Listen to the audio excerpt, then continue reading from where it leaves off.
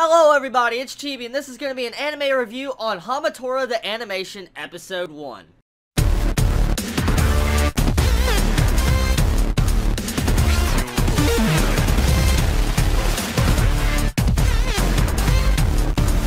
This anime is freaking awesome. I'm going to tell you now that this anime may not be the best of this season, but it has something going for it, and it has something really good that I love. For one thing that really hooked me was the different type of feels and vibes I got of other anime. It's like Durarara met Darker Than Black and freaking K the animation. It was really good visuals, and the creepy way they just mixed up the visuals with different color palettes, that was awesome. They did a good job with the animation effects, the way they switched up the colors, especially at the end when you get to see the minimum just put on his freaking headphones and you see the entire world just warp. You see it go all green and stuff. The color effects, that was really beautiful color effects and unique. It wasn't, I say, wacky, but it was cool, and it just really complemented the characters and the different actions they were using, and I like that, especially with one of the characters, like the professor, was using like golden freaking fist arms and beating the crap. He's like, oh, your biceps need to be worked on more. He's just beating the crap out of him. He's got golden fist. He's a badass. I'm gonna say that's an awesome character.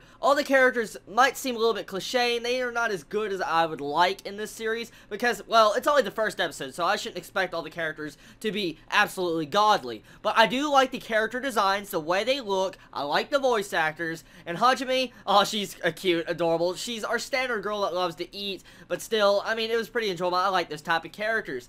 Now, there was a lot of actual plot direction in this episode, a lot more than I expected in the first episode of this series, especially when you get introduced to two different cases, and you got, like, magical, I guess, crime-solving group that hunts down different crimes to get money, and so they go to these two different crimes, one to save a girl that's going to be kidnapped, and another one to, get this safe from being stolen. I like the entire way the episode is, flowed, and the course of the plot is, turned. I mean, there wasn't a really good action this episode, but the way they were basically setting up the plot and saying that the actual series is going to be about detective work and working with the police to probably hunt down this dude they introduced right at the end of this episode that most likely is the main villain, a dude that's hunting down other people or like minimums, people that can use special powers or superhumans. So I like that. I like the entire introduction of that. Hopefully we get to see a really creepy and dark theme anime. I'm expecting a lot from this series actually, because it did a really good job of setting up this episode.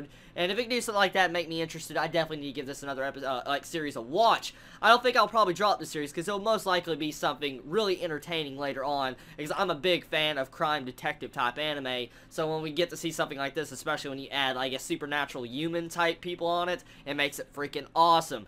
Now, the main character, I want to talk about him real quick. Now, his actual name is Nice. Yeah, his name is Nice. That is a weird name, and he's such a nice guy.